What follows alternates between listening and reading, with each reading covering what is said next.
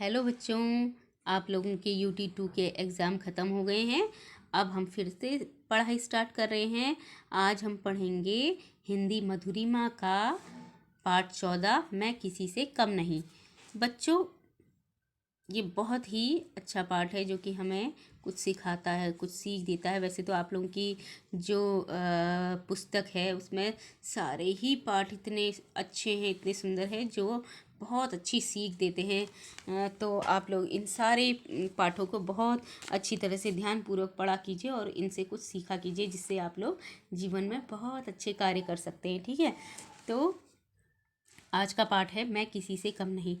बच्चों, हमारे शरीर में बहुत से अंग हैं, जैसे हाथ, पैर, आँखें, नाक, कान आदि ना। और हर एक अंग का अपना अलग महत्व है और अलग अलग कार्य हैं। तो बच्चों, ईश्वर ने हमारे इन अंगों की रचना इसलिए की कि हम इन अंगों का प्रयोग कर सके और अच्छे अच्छे काम कर सके, बड़े बड़े काम कर सके। ठीक है, तो बच्चों देखते हैं कि इस पाठ के अंदर क्या है। ईश्वर ने हमें शरीर रूपी दौलत दी है। जो हमारा शरीर है एक दौलत से कम नहीं है बच्चों, क्योंकि वो जिन लोगों के पास ये चीज़ें नहीं होती हैं या जिनका कोई भी अंग खराब होता है बच्चों, तो उसी को उस अंग की कीमत पता होती है कि जिसके पास कोई अंग मतलब कमज़ोर होता है या फिर उसके पास नहीं होता है, और जिसके पास होता है वो लोग जो है इन सब पर ध्यान नहीं देते हैं। तो हमारा जो शरीर है बच्चों एक दौलत है, जिसकी बदौलत हम जीवन में बड़े बड़े कार्य, बड़े से बड़ा काम कर सकते हैं। फिर हम गरीब क्यों?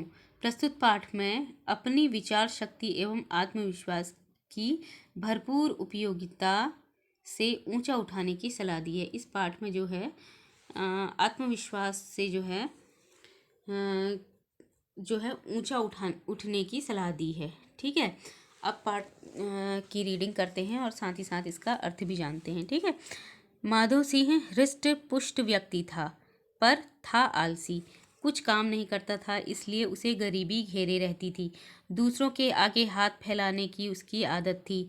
बहुत बार लोगों की फटकार सुनने को मिलती थी। कभी कभी कोई भला आदमी उसकी सहायता भी कर सकता था। ऐसी सहायता से ही उसका निर्वाह होता था। बच्चों, एक व्यक्ति था माधव सिंह। क्या नाम था उसका? माधव सिंह, जो कि हृष्ट पुष्ट था। हृष्ट पुष्ट माने मतलब कि वो बिल्कुल स्वस्थ था। ठीक है, लेकिन जो है वो हमेशा आलस करता था, बहुत ज़्यादा आलसी था और कोई काम नहीं करता था। हाँ, और जिस कारण उसको गरीबी घेर कर रखती थी। तो जो कोई काम नहीं करेगा और तो उसको क्या होगी? अपने आप तो पैसे आ नहीं जाएंगे, तो उसको गरीबी घेरे रहती है। ठीक है, और जो है लोगों के आगे उसके हाथ फैलाने की आदत थी। और बहुत बार जब वो बार बार लोगों से पैसे मांगता था तो बहुत बार उसको डांट भी सुनने को मिलती थी। और कभी कभी कोई भला आदमी होता था, दयालु होता था, तो उसको वो सहायता भी कर देता था। तो ऐसे ही उसका जो है जीवन निर्वाह चलता रहता था। खाली बैठे बैठे उसमें आत्मविश्वास की कमी हो गई। वह सदा यही सोचता रहता कि वह कोई काम नहीं कर सकता, क्योंकि उसके पास साधन नहीं है। अब जो खाली बैठे बैठे जो है उसमें, जब कोई इंसान खाली बैठा रहता है तो वो यही सोचता है कि अरे मैं क्या करूं, मैं तो कुछ नहीं कर सकता। तो उसी प्रकार से वो भी ऐसे ही सोचता था, मैं तो कोई काम कर ही नहीं सकता था, ऐसा सोचने लगा था वो।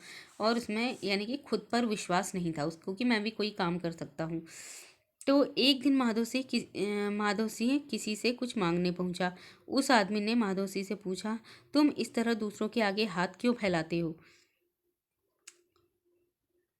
तो क्या कुछ भी नहीं है तुम्हारे पास? माधव सिंह ने दीन स्वर में उत्तर दिया, मैं बहुत गरीब हूँ, मेरे पास कुछ नहीं है। तो अब एक व्यक्ति के पास वो पहुंचा।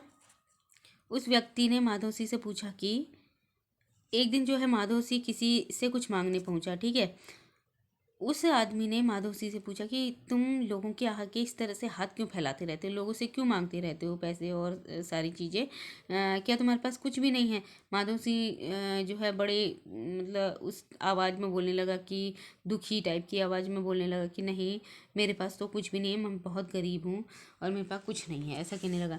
अब उस आदमी ने क्या कहा माधव सिंह से कि क्या सचमुच कुछ भी नहीं है तुम्हारे पास? उस व्यक्ति ने आश्चर्य से पूछा। अब उस व्यक्ति ने, जिसके पास माधोसी गया था, उसने कहा कि क्या सचमुच तुम्हारे पास कुछ नहीं है?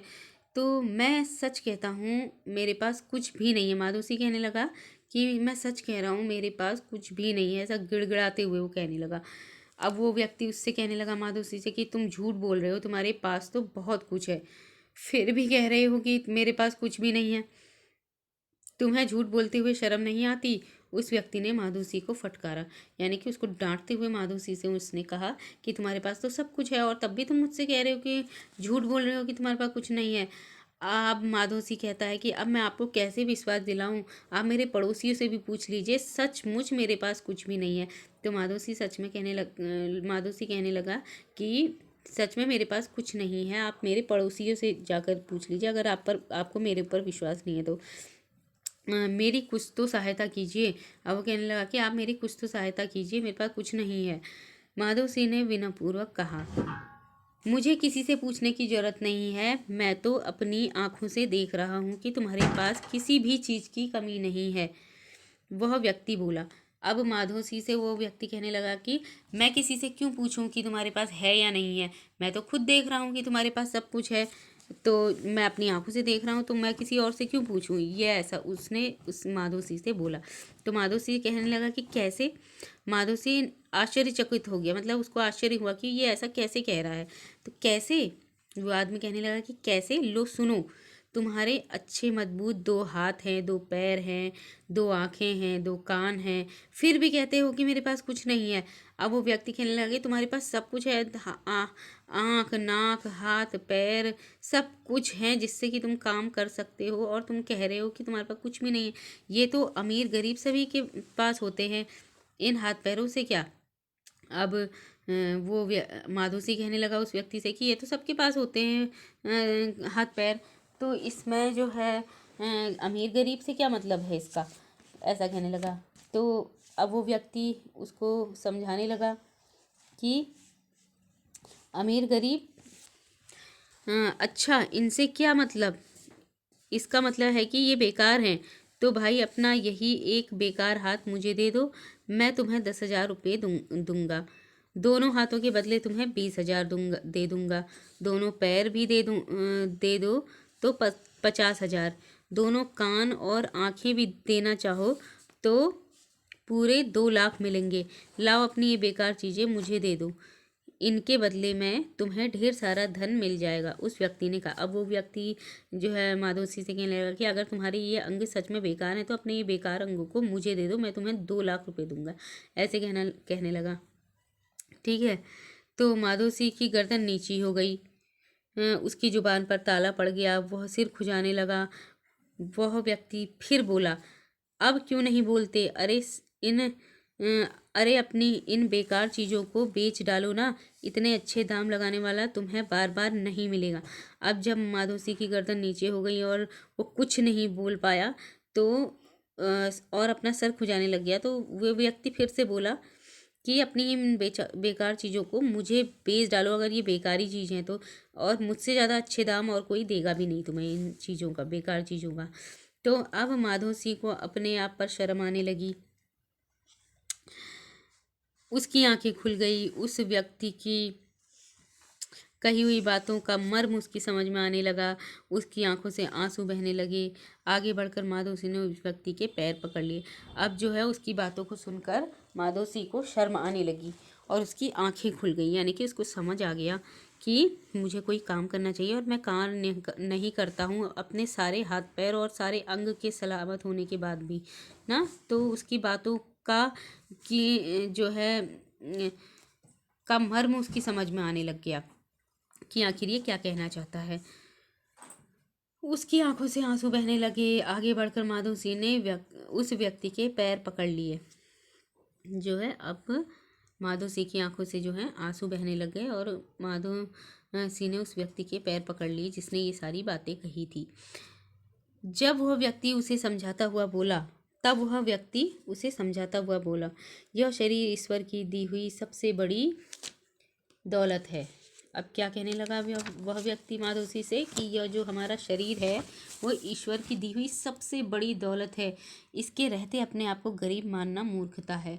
और बिल्कुल सही बात उसने कही कि हमारा जो शरीर है उससे हम कुछ भी कर सकते हैं बच्चों। तो इसके रहते हुए हम अपने आप को तब भी गरीब कहते हैं।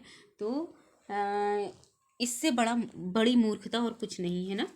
तो बुद्धि का प्रयोग करते हुए परिश्रम करो, तुम्हारे अंग संसार के सब यंत्रों से मूल्यवान है। तो अब वो कहने लगा कि अपनी जो है बुद्धि का प्रयोग करते हुए खूब मेहनत करो। तुम्हारे जो ये हाथ पैर यानी ये जो अंग हैं ये दुनिया के सारे यंत्रों से यानी मशीन से भी ज़्यादा मूल्यवान है। इनका सही तरीके से प्रयोग करो, सफलता तुम्हारे कदम चूमेगी। आत्मविश्वास से काम में जुट जाओ। अब वो कहता है कि अपने आप पर विश्वास करो और काम में जुट जाओ। तुम्हारे पास भी सब कुछ हो जाएगा, फिर तुम्हें यह कभी नहीं कहना पड़ेगा कि मेरे पास कुछ भी नहीं है। अब वो कहता है कि तुम अगर मन लगा के काम करोगे तो तुम्हारे पास भी सब कुछ होगा और तुम्हें कभी भी नहीं कहना पड़ेगा कि तुम्हारे पास कुछ नहीं है। अच्छे लोगों के उदाहरणों से कुछ सीखो। अब यानी कि अच्छे लोग मतलब जिन्होंने कुछ किया है, यानी कि जो पहले गरीब थे और फिर उन्होंने इतनी मेहनत करी कि उनके पास सब कुछ हो गया। ऐसे लोगों से कुछ सीखो। क्या तुम जानते हो कि किसान के यहाँ मेहनत मजदूरी करने वाला अब्राहम लिंकन अमेरिका के राष्ट्रपति पद पर आसीन हुआ। तो जो बच्चों अब्राहम लिंकन थे वो अमेरिका के राष्ट्रपति थे।